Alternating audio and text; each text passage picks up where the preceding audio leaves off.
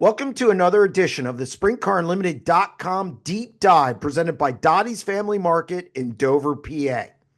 Joining us on the show this week is sprint car owner and driver Kasey Kahne.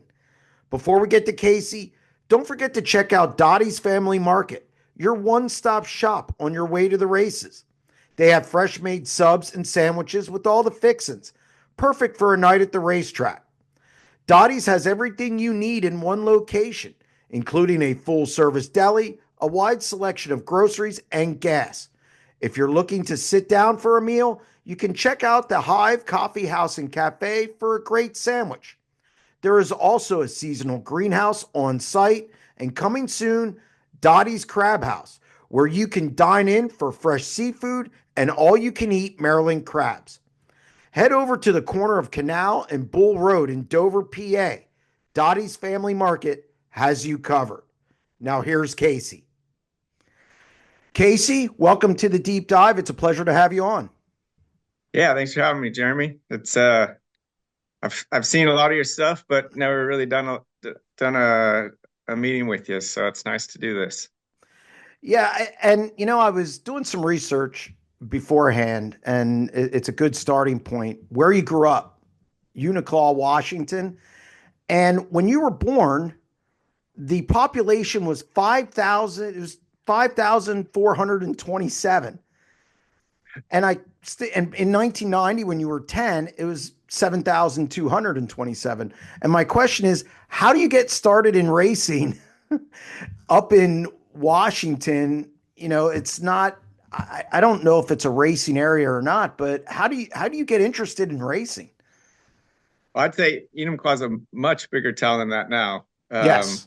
But yes, when I was little, it was a pretty small town, really cool town to grow up in. Just we had just a lot of open country, and we had some land. We had like 50 acres growing up, so we would build our own racetracks, our own. Um, we had a river that ran through, made like a sand pit. When it would flood, it would run through and basically create new paths or hills, and we'd make um, tracks in there as well. So we did a lot on our four wheelers, motorcycles, things like that. And then my dad, he he worked on sprint cars when I was little.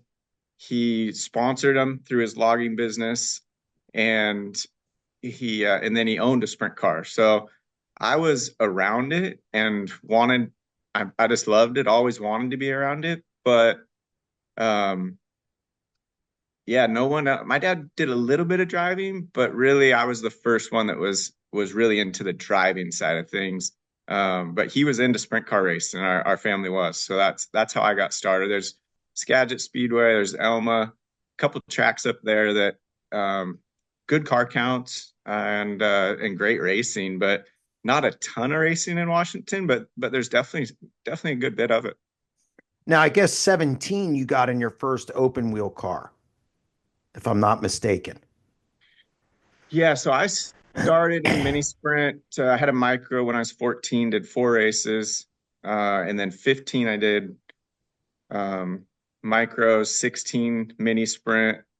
And at the Okay. end of when I was 16, the end of that year, I did some races in California, sprint car races in California. So 16, 17 was the first year I did a lot of 360 racing. And when I say a lot, I don't, back then it felt like a lot. Not sure that would be a lot today. I don't even remember how many races it was, but it was probably around 35 or 40 max. And that was a lot of races. Yeah, I sometimes think there's too much racing now, especially in central PA where they have 1,435 races a year. But um, so fast forward to 2000, you come to Pennsylvania and you win the Williams Grove season opener. And I remember you in the pit area. I was at that race. I covered that race. I interviewed you. And I, what was that experience like? Because you were kind of just a shy kid who just came east and you were on the road. And how surprising was that? I know they still talk about it today, that win. Yeah, it was a cool win. I mean, Williams Grove is just a track that, like my bedroom growing up, I had all the, whether it was an open wheel magazine or the calendars, the big calendars. So my walls were just all pictures. And Williams Grove it would have been the brick car with Deweese. It would have been probably Doug Wolfgang car, maybe from, I mean, there was this Todd Schaefer. There was a lot of cars on my walls growing up that was Williams Grove. And so it actually, when I went and raced there, yeah, 99 was the first time I raced there. And then 2000 winning the opener was, it was just a track that, was unique and very, very different than anything I had ever raced at, but super eye-opening and just really cool to get to race there and to win. I think I was quick time at the National Open in the Zimco car and ran well in those outlaw races there. So it was always a really neat track, but something so different than anything I'd ever been to. You know, you mentioned the Zemco car, and I was going to get to that because I don't think many people remember you in that car. What was it like being in an iconic car like that? And it was still around as of last year. I don't know what they're going to do next year. I have my doubts with everything that happened, but just to be one of the guys who sat in that car and then obviously set quick time. Yeah, it was a neat opportunity. That was we went fast and great opportunity, fun to drive, cool to go to the shop. And I remember looking at Billy Pouch's Syracuse car that was sitting in the shop, and just a lot of history there. That would be another car that would have been on my wall growing up, was the Zimco car, with Billy Pouch in it. So yeah, just really a great car to drive, a neat opportunity. Learned a lot over those. It's probably right at a month and a half or 2 months that I was in Yep. Pennsylvania. Lived in Tower City with Rick Hawk and drove the Zimco car. So yeah, had some fun in that. I think we went to Delaware and raced. We raced Lincoln, Williams Grove. Yeah, so it was a good little run at the end of that year, and then the following years when I got into midgets and started racing with Steve Lewis, and still my dad's car, but also racing for other car owners too. Yeah, you won the 2000 USAC midget title. And where was the point where you said, hey, I can end up racing Sundays on pavement? So I grew up just wanting to be a sprint car driver. I just wanted to Right. race dirt, race sprint cars. Like that was my dream, and I loved it. And um, that was, my goals were set for that. Once I got the opportunity to do some pavement racing, first I went to we just did like a practice day in Washington with it would have been John Starks, who um, John Starks, he had midgets and drove his, I think it was at Spanaway Speedway, and that was the first time I made some laps in a midget. Then went to and drove for Ed and Louis Shevchek and did a couple races for them in their pavement midget, which Davey Hamilton had driven prior to that. So that was a really good midget as well. And then driving for Steve Lewis, during that time, I realized that I really enjoyed pavement and liked the feel of, um, just trying to feel your tires and the right rear grip. And it was so much different than dirt. But I realized I really liked it at that point in time, but I was still trying to go dirt racing at a full-time level. And it just all somewhat switched during probably 2000. And I was like, man, maybe there is a different opportunity. Maybe there is something else out there for me. Um, and that was got together with Ford as well when I was racing with Steve Lewis. So did some IndyCar tests and then did some NASCAR tests. And there's the opportunities were in NASCAR down the road. But yeah, overall, it was I was just kind of learning as I went, and our success was pretty good. So I was getting opportunity and just trying to make the most of it when different things would pop up. Well, you certainly made the most of it, I'd say. You had 18 cup wins, some big ones along the way. I believe it was 2005, correct me if I'm wrong, that you started KKR, Kasey Kahne Racing. Yeah. What made you, I mean, because look, even at that time, owners weren't exactly rolling in money from sprint car racing. What made you decide to, I know you have a love for sprint cars, but what made you decide to start a dirt program? So I think a couple things. '04 is when I made my, I started in Cup full time with Ray Evernham. So, I started making money at that time. And so that was one big part is, I mean, you don't go sprint car racing without money. So, um, we started making money and I really, when I started racing for my dad, him and my mom did everything to give me the opportunities to go sprint car race and move to the Midwest and do all of that. My cousin Willie and Cole, who are factory cane shocks, they they were right with me the entire time, and my brother and as well. So between those three guys, like we did it all together, and we started mini sprints and moved up from there. And it was, really just a really cool part of our lives, a great time. And when I, and that was all for my dad. And he was doing everything he could to let us have those opportunities. So when I finally started making money to do it on my own, the first thing I did was start KKR. And I had an apartment still. And it was just about, we rented a shop in Mooresville, North Carolina, and started KKR. And we did we had some cars and things already that we were building up because of my dad's racing program, the support of Phil Durst and how he had helped us over those years as well, and Gary Zeronian. So between all three of those guys, plus myself wanting to have KKR, we started at that time. And '05 was we had a few different drivers, really good drivers, a few different ones. And then '06 is when we went full outlaw racing and got Joey Saldana. Yeah, I think the first year you had Jeff Shepard, Jesse Hockett, if I'm not mistaken. Yeah, Jeff Shepard, Jesse Hockett, Kerry Madsen drove like Williams Grove and some stuff later that year. Um, I drove that car a little bit. So it was yeah, we had some fun and they did a good job, but we had a long ways to go at that point in time. Now you had some USAC teams, didn't you?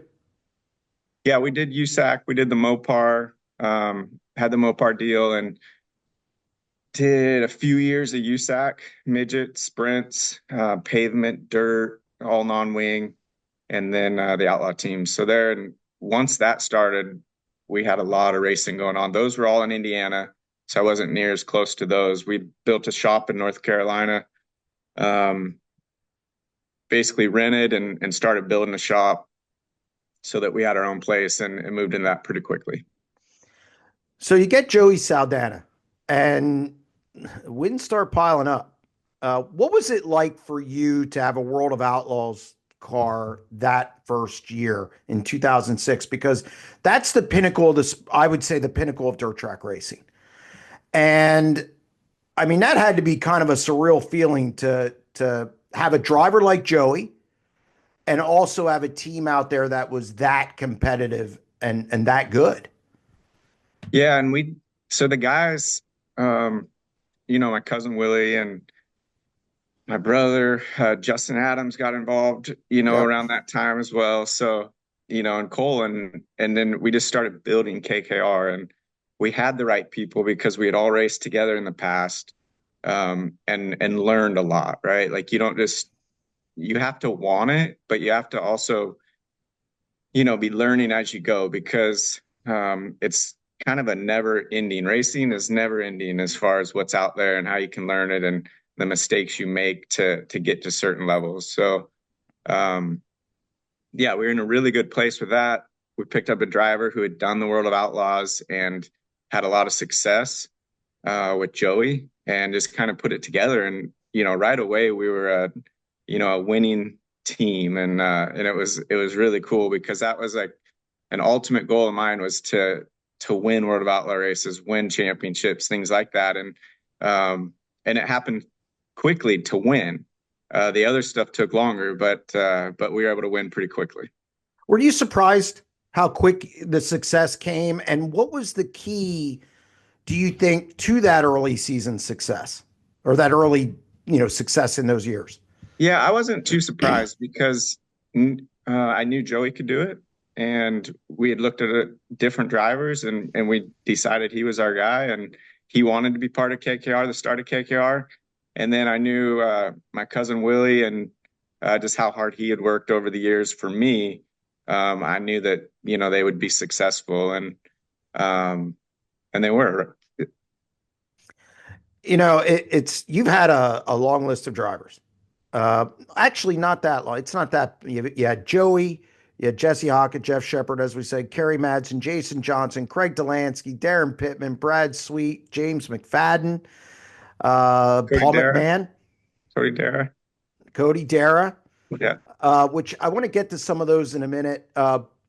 It Cody Dara, he was on that trajectory to have a lot of success. And, he came out of central Pennsylvania. It just, the injury and everything else. How difficult was that for you? Because you had three cars at that team at that time, but they were all good. And Cody he was a fast riser. He was aggressive, but you could see him making progress and winning some races at the highest level.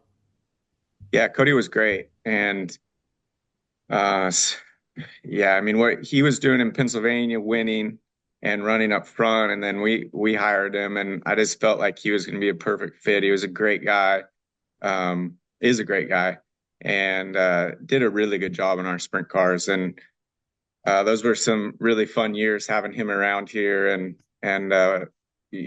his there was times when like I would be watching and didn't know how he was doing what he was doing on track. You know, most people couldn't do some of the stuff he was doing on track, and that was why I was so interested in him. And he was that level. He got hurt before Volusia in a car accident, and maybe that changed some of the things. He definitely lost some feel in his left leg and foot, and kind of I think how he raced and how he felt the car with his hands and feet, and how he got the car into the racetrack. Some of those things I think might have changed at that point in time, so made it more difficult on him. And but either way, it was still a really really fun time when Cody was in the car, and we didn't win as much as we wanted to from either side, my side or his side for sure, but we always had fun. They always worked really hard. And um, yeah, I think I go back to thinking of watching him at some of the time and Yeah. just couldn't believe what he was doing on track. So it was impressive. Yeah, I think it was definitely the injuries and stuff cut short what could have been, Yeah. maybe. Um, as an owner, you have to hire and fire. I think people overlook what owners go through. Now, I know you had Justin Adams. I always call Justin the fixer.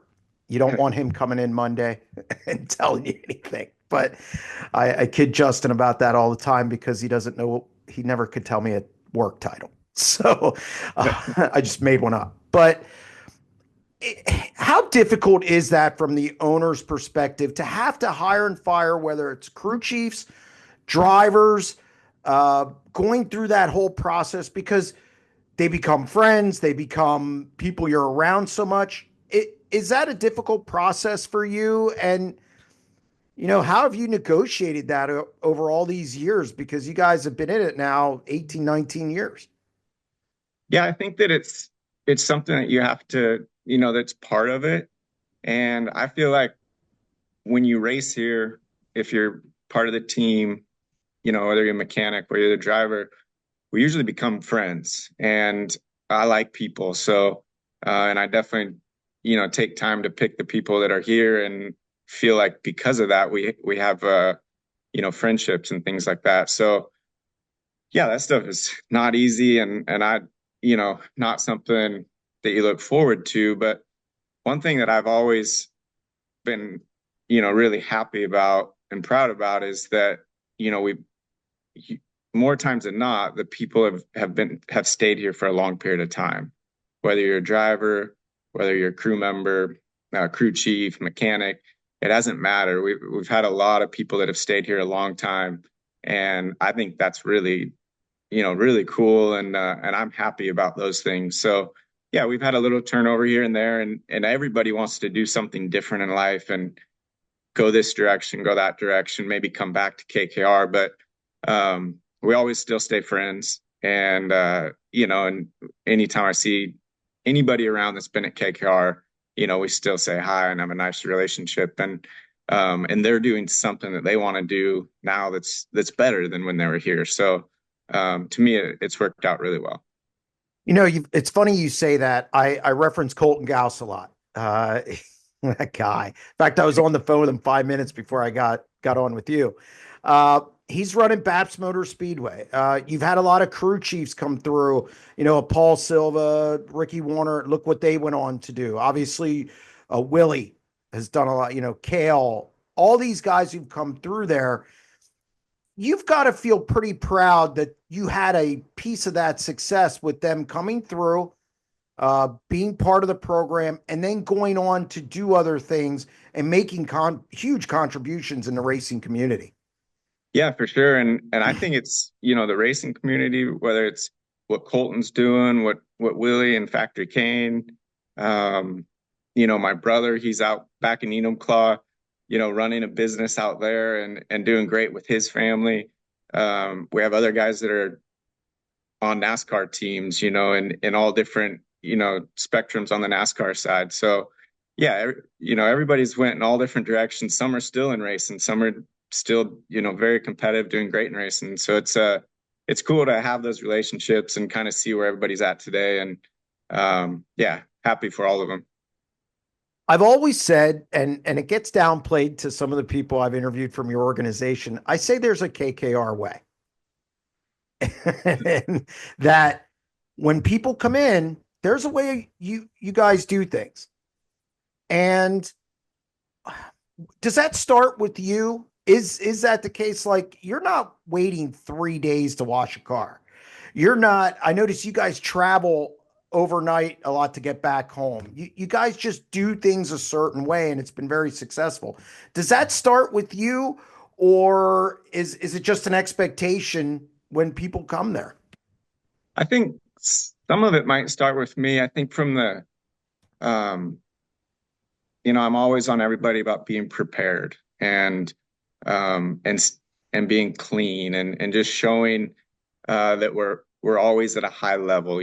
Like we put the effort in, we put the time in, and that's how I was from the start, and still am today with anything, whether it's racing or anything else that I do. But um, the guys that come here and are at KKR, for a period of time, they have those same thoughts and ideas and want to be those, do it the same way. So I really don't have to push too hard in those areas. Everybody's, understands it, looks at it. And now that we've done it for a long period of time, um, I feel like it's just very normal here.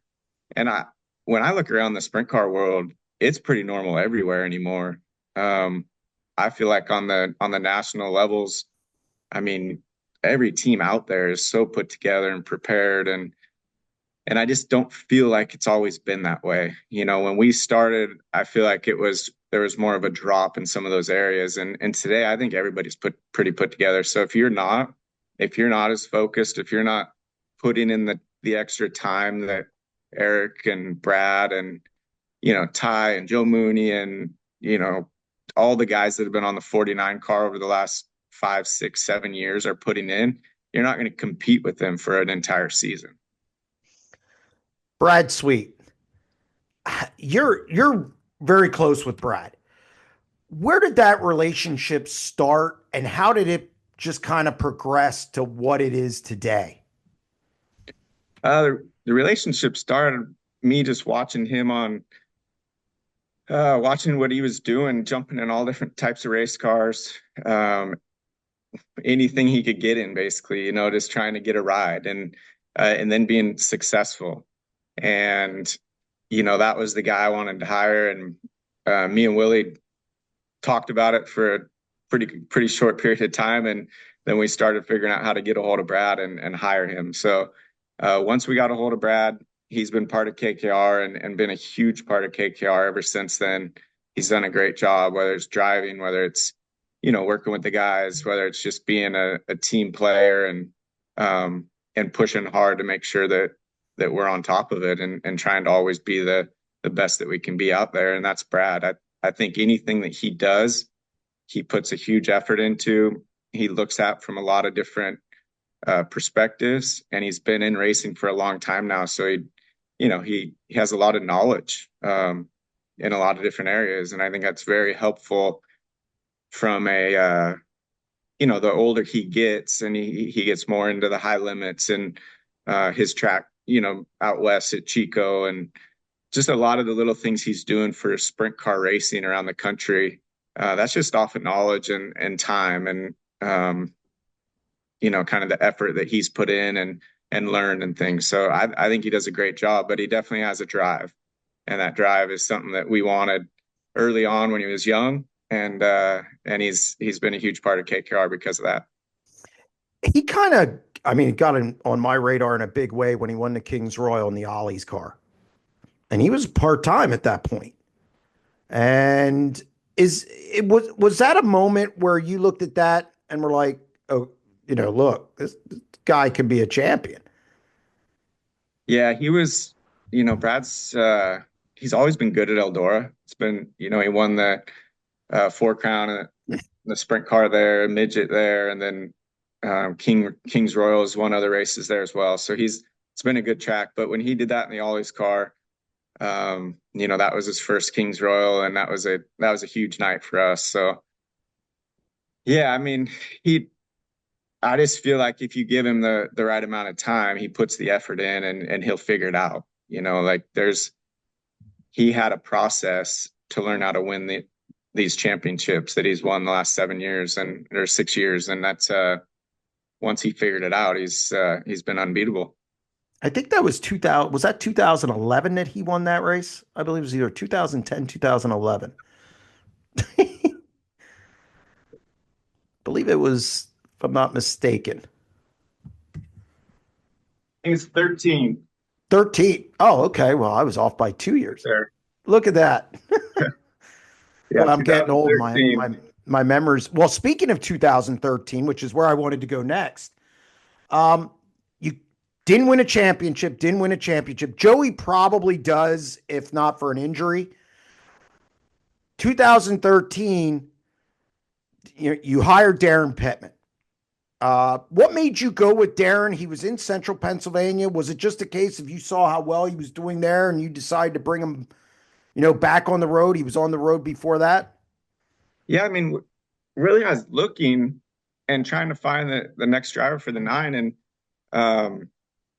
had kind of a list. And Daryn wasn't somebody that I knew that well. I'd seen him at the track here and there, and we weren't friends or anything like that. Really, we just kind of see each other, say hi, and move on.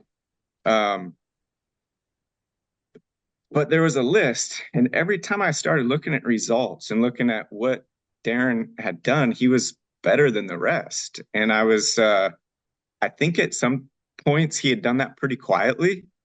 And so I didn't realize how good Daryn was until I really kind of dug into a lot of that stuff, into some of the stats and what he was doing, where he was at, how long he had raced. I mean, I remember racing with him when we were much younger as well. But yeah, I was like, man, I think this is the guy. And we looked at it, and we were kind of unsure at first because we weren't that close to Daryn. I wasn't, Willie wasn't, none of us were, and my brother wasn't.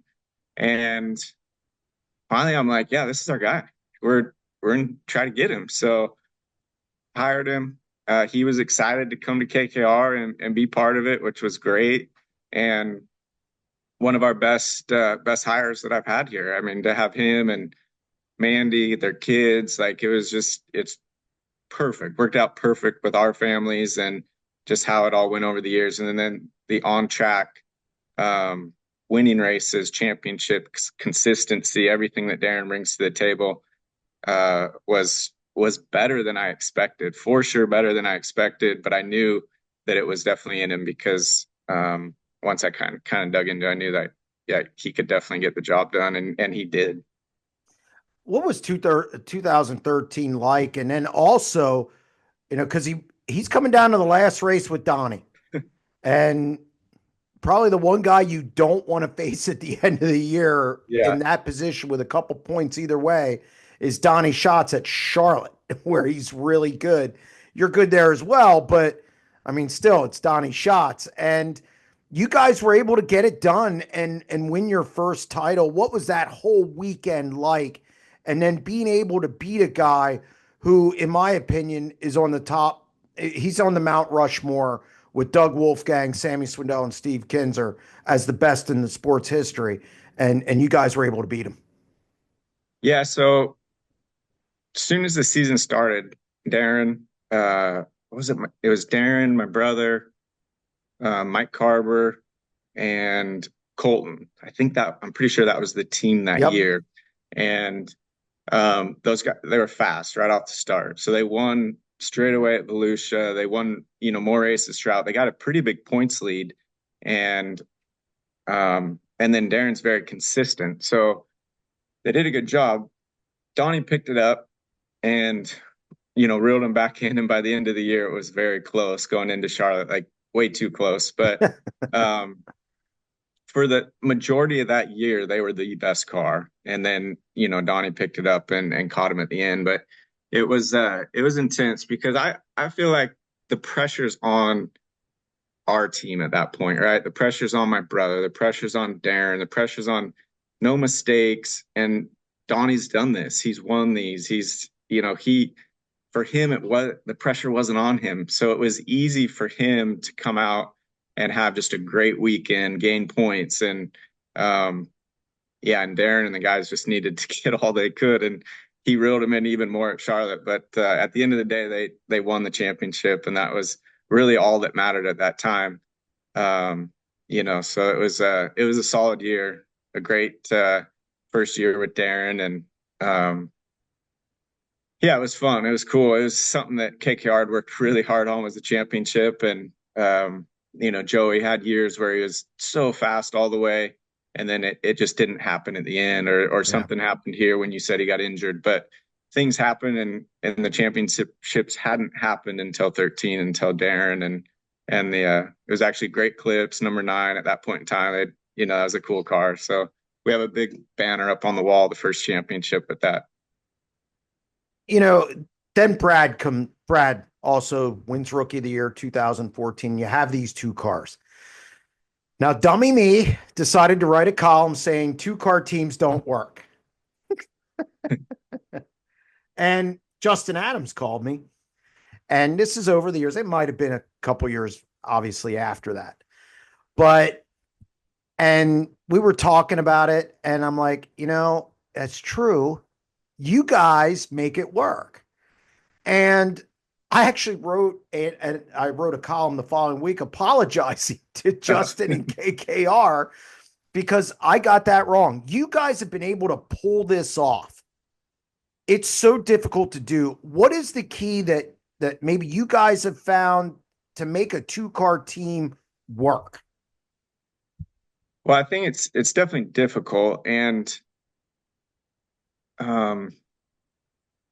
it's just hard because everybody's mindsets are different in those situations. Like mine as the owner, it's very simple to see how it should work, and very, what you ask out of everybody. But from a driver standpoint, a crew chief, like everybody looks at it a little different, and if they agree, that doesn't mean they totally agree. So it's you just have to try to get through it. But I think it all comes down to really good drivers and good people on the cars. And if you don't have that, you're not going to have a solid 2-car team. And the crew chief is a huge part of that, because the crew chief is who sets kind of the way that team is ran and set up for the season, and how it's built during the off season and maintained during the year is off the crew chief. The driver brings a lot to it by not tearing up the race cars, by bringing in those points, bringing in wins, things like that. But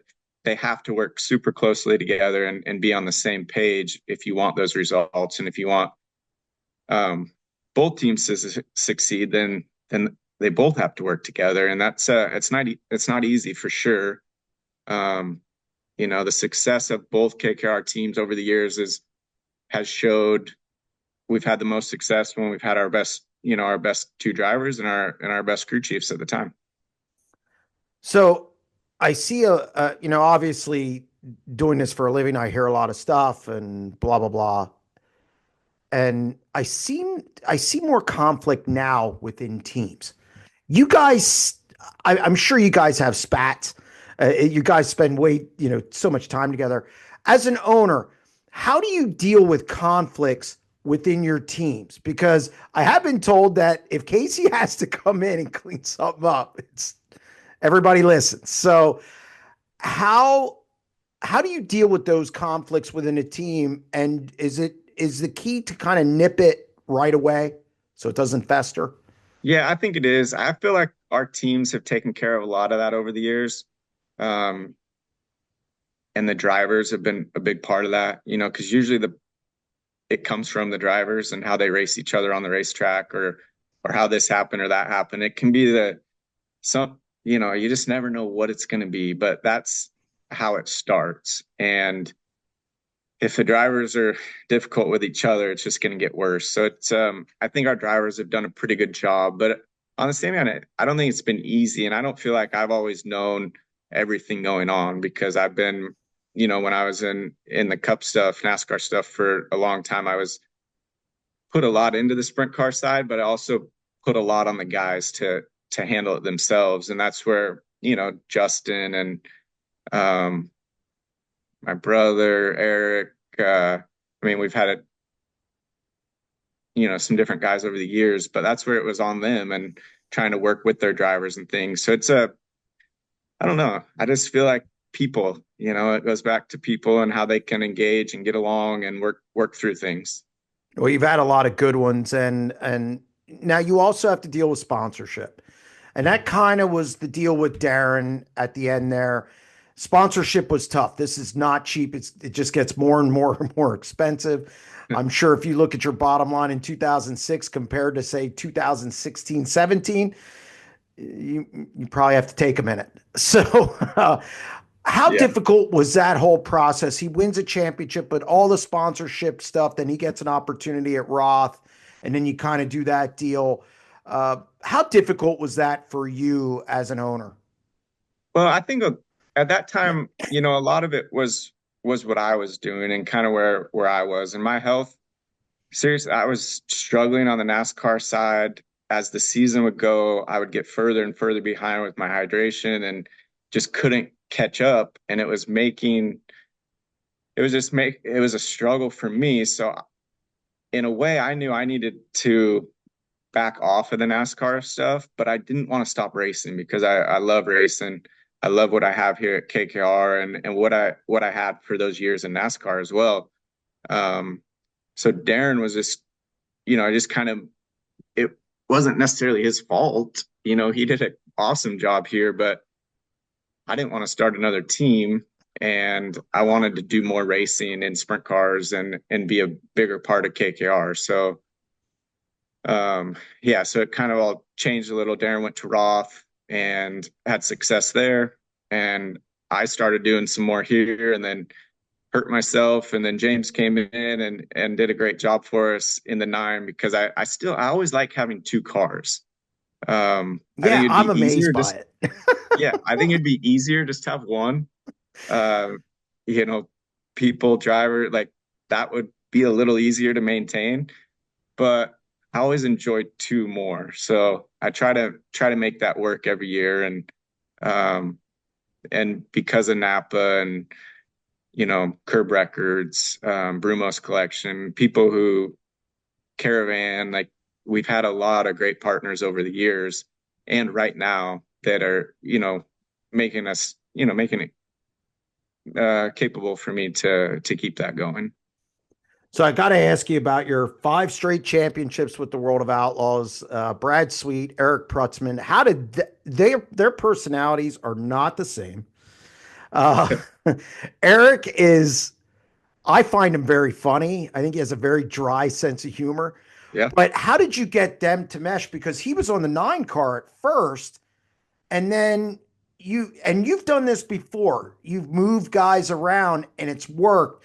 What did you see in the personalities with Eric and Brad that you maybe thought this would work? And obviously, it worked pretty well.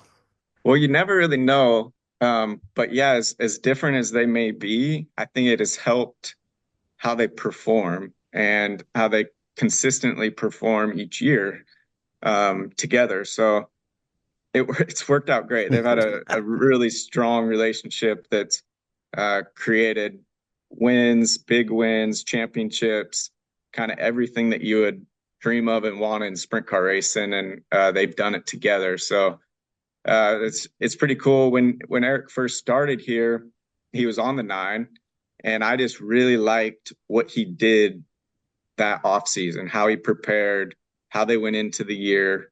I thought it was as good as anything that we had to that point. On a lot of those fronts. Now him and Daryn didn't work as well together. They didn't see eye to eye on certain things, and the cars, it just they weren't that fast together. So that all kind of went away. And when Eric moved on, I told him, I was like, man, I really like all these things. If there's another opportunity in the future, I'll let you know, and maybe we can, you can come back down here. So I don't know how many months later it was, but it wasn't too long. I called him back and was like, "Hey, we need you again if you're interested." And he had a nice little break from sprint car racing, and I think he was in a better place and felt better about what he was doing and at the time. And I connected him and Brad, and they went on a roll. So it worked out really well. And that's just how it is. I mean, I had over the years, you see it in everything from sports, any type of sports. Like not everybody works together the right way, perfectly. So, it doesn't always work. And then other situations do work, and happens pretty often in all types of things. So it's neat that Eric wanted to come back to KKR and wanted to be part of it, and that it worked out with Brad, because they've had a really, solid, pretty unbelievable 7 years together. So when Brad comes to you to start High Limit, do you say he's crazy? I mean, are you looking at him a little weird? Because that's just taking on a whole nother level of responsibility. What were your thoughts when he first kind of introduced High Limit to you? Um, Probably some mixed thoughts, but one thing that I've always known with Brad is the more he has on his plate, a lot of times kind of not the better results you'll get, but the effort is high. And if he sees something out there that he wants to make happen or do a better job of, whatever it may be, like I just feel like he puts that effort in, and it's pretty relentless when it comes to it. So I was definitely some mixed thoughts, but wanted to listen and learn and be part of it if it made sense. Now, it's a little different deal, though, because you're his car owner. You have this great relationship, but now he's a promoter and you're an owner who you're going to ask questions about the charter. You're going to ask questions about format. It's kind of a different, it's like you guys have three relationships in one. And how was, obviously it's very early in that, Yeah. but how do you make that work? I think early on he was a big part of a lot of those things, and he is a big part of all of that during the off season. But when it comes to the race season, and that's what KKR is like. We're just about performance at the sprint car track every single night. How can we try to win every night and win championships? And when it comes to that, like he's all in still, and he has other people. He has great people running the High Limit Series and running it, on a nightly basis. So he can put his thoughts and his mind and focus back into sprint car racing and as a driver. And So I've always knew that once he was at track, he would be totally into it and get the job done, and that's what he's been able to do. So I want to close things talking about you as a driver. Um, Now I believe it was 2019 at Volusia. You took a hard one. And I mean, it was scary. I was actually on the front stretch. How difficult was it returning from that and that time period for you? Because I'm sure at that point you didn't know what the future held as far as your racing career. Yeah, I didn't. And I was, like I didn't want to be done with racing. When I got out of NASCAR, I didn't want to be done with racing, but I knew my body was, I was as sick and as hurt as I've ever been after some of those races towards the end of that. So I knew I had to get away from that at the time and let my body, in a way, heal. And so then I was in sprint car racing, and that was I was getting my racing, you know, just trying to enjoy it, trying to love it. It actually took a little bit because I didn't really race a whole lot, and then I got the Roth opportunity before Knoxville, did that, and then I'm like, okay, now I want to be a sprint car driver, because I raced the end of the season with Roth. So then I do that, and then I get hurt at Volusia, and to me, it was still a pretty freak deal the way it happened.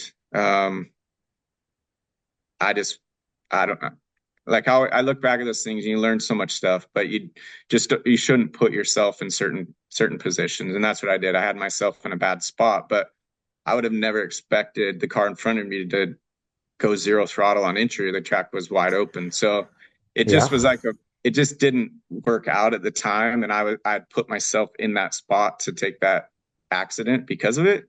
Um, but it took some time. I mean, my head was a little messed up. I tried to race pretty quickly and I couldn't put it together at all. So I had to figure out the whole concussion side of things, and I learned a lot about myself and a lot about concussions and how all that stuff works. And yeah, I think I'm in a much better place today because of that. But I'm glad that everything worked out in that wreck, because that was a serious one, and you don't want to be part of those for sure. But yeah, today I'm glad that I'm still racing and I still put the effort in. I think it's tough when you go through sometimes when you're getting older and you only have so much time to race and at a high level.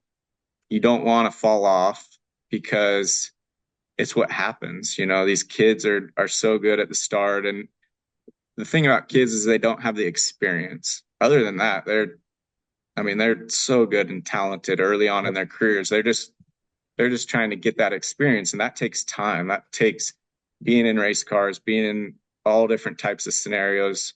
And so I'm 40, 44 now, and I have a lot of experience, and I've put the effort in the last few years to be a better sprint car driver. Um, but I'm also older and have that experience, so I'm more aware of what's going on. And so yeah, just trying to put it all together. It's a tough, you know, you take some, you give a little here, take a little here. It's tough, but I think it's all about people. It's all about good race cars and having the right situations. And we have that here at KKR. And yeah, I still love it. So I want to keep racing a little bit more. Well, this year you have Eric Prutzman as your crew chief. And to me, your personalities are pretty close. So, but he worked on your car at World Finals. I thought you had a lot of speed. I thought you looked really good at World Finals. Did that lead to the decision to go high limit racing again? Because it was I'm gonna pull back a little bit. Eric was gonna pull back a little bit, and now you're running high limit again. So was it just that speed? Is it something you guys talked about, or you just want to give it another go? Yeah, I think a few things played a factor there. And I feel like one thing about KKR is I want it to get back to where both cars are anybody out there. If I decide to quit racing soon, I want any driver out there to want to have an opportunity to drive the 9 car. And that's the way it is with the 49 right now. That's as good a car in the country and has been for many years. And the 9 has kind of dropped off some. And that's because of the driver, because of the team. Like all those things are part of why, one car isn't as good. So I'm working hard to be a better driver. And by putting Eric in position as a crew chief on the 9, but also a kind of a team manager. He's looking over KKR. We're building the cars very similar, which we haven't done before. So I just feel like you need all those pieces, and I don't like I'm getting older, Brad's getting older. Pretty soon we're going to need new drivers here. And I want people to want to be here. I want them to want to be at KKR and think that they have an opportunity to win championships, all the things. So, yeah, we did a little bit of a, change the group around here. And it was time on the 49. All the success and everything that Brad and Eric had done over the years. It was time for a change there. And I felt that for a little while, and so did they once we all started talking about it. So I think it's a good change there. I think Ty Wolfgang and that group are going to do a great job with Brad, and Eric's going to be right there helping them. Also a big part of the 9 and making sure that it's much more prepared, put together, less issues, and faster on the racetrack. So I think kind of just looking at all those things, I was like, man, we might as well do the high limits another time. I enjoyed, putting the effort in last year of doing an entire season, and did it with Amy and Anna and Tanner. They were all with me, and we traveled in the motorhome for a lot of the year. So we do other things than just race, but yeah, we had a lot of fun with it. So we're going to do that another year and see what happens. But I feel like the biggest reason of doing high limits again is because the people and understanding that both teams can be more successful this year. Just a couple things. Do you think, is this the best you feel going into a season with the package you have to be successful? For me, yes. By far the best, team. I feel like I'm not as young as I once was, but I'm definitely the most prepared and the best sprint car driver that I've been in a long time, because of what I've done the last couple of years and just putting the time in and going to a lot of these tracks. The tracks it's a big deal. A lot of those outlaw guys, like they run so many of those tracks, like when Brad was doing that, like you get so good at all the tracks, the characteristics of how they change throughout the night or the different weekends throughout the year. And so yeah, doing that for a few years now, it's helping me as a driver. I think I'll be more prepared and do a better job at every track that we go to. And Eric's going to be a huge help to my performance. Last thing, and I'll get you out of here. Again, I appreciate you joining the show. When you look back, when you started this thing in 2005 with your family, 150 World of Outlaws wins, 6 championships, Knoxville Nationals victory, couple Kings Royals. I mean, Kasey, did you ever imagine it would turn into this thing where I think I did something as during COVID, the top, teams of all time, you're in that top 5. And you've been around 18 years or 19 years. Did you ever imagine it would turn into this? And how long do you expect this to continue even after you're out of the seat and maybe Brad's out of the seat? I mean, I didn't expect it. I knew that we needed to, work hard to accomplish a lot of the things that I've wanted to accomplish as an owner. And it's just about getting the right people. And we've had so many good people here, on all sides, from drivers, mechanics, crew chiefs, the whole bit. And so no, I didn't expect it, but I knew that we could get there, and if we did it the right way. And I'm just happy, really happy that we're still going. We still have 2 teams on a national level. a lot of opportunity there. And like I was saying a minute ago, I don't know how long I'll keep doing this, but it's still a huge passion of mine. Uh, even owning, and even when I was just going to the racetrack with Brad and James, James was racing the 9 and Brad was 49, and just going with those guys, I was truthfully having a blast doing that. And that's so I hope to do those types of things for a long time. Uh, you know, even once I'm driving and Brad's done driving. And that's why I want KKR to be successful across the board to where we can get the best drivers, the best people to keep this going like it's been going the last I think about 20 years now. It's been pretty cool. Well, Kasey, I don't think you'll ever have a problem finding drivers. And you guys have done a great job. And I appreciate you taking time out of your day to join me. And again, thank you very much. Yeah, appreciate it, Jeremy.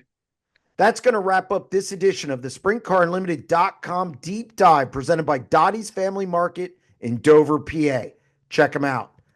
Thank you very much to Kasey Kahne for joining us on the show. A lot of good stuff there. If you like the content on our YouTube channel, don't forget to hit that subscribe button. You can also check out our daily exclusive content at SprintCarUnlimited.com.